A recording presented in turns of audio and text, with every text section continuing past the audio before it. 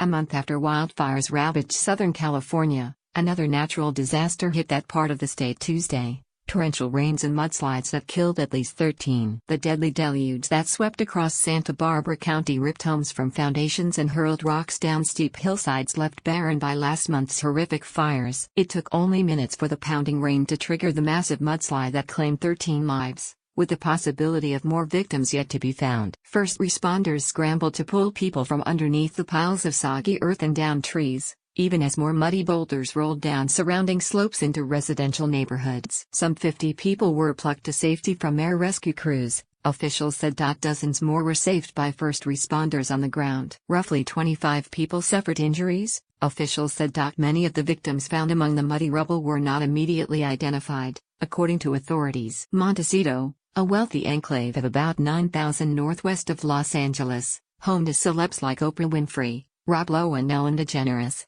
took a huge hit, said Santa Barbara County spokesman David Villalobos. Many of the 13 victims were found in that neighborhood.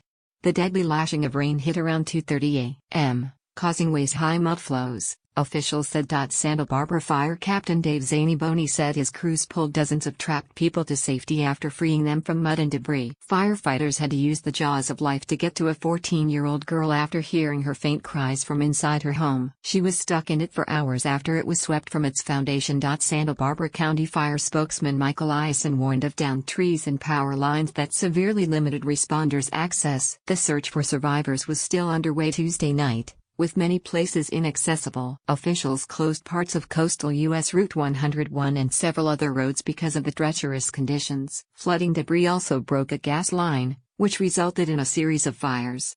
Crews struggled to figure out the source because of the blocked roadways. Meanwhile, record-breaking rains began drenching northern cities like San Francisco and Sacramento on Monday, just after families in the area were given the go-ahead to return home after the state's largest wildfire in history. ABC News reported the blaze left 44 people dead and nearly 9,000 homes and other buildings destroyed. Charred ground from the fires is unable to absorb water, creating ideal conditions for flash floods and mudslides.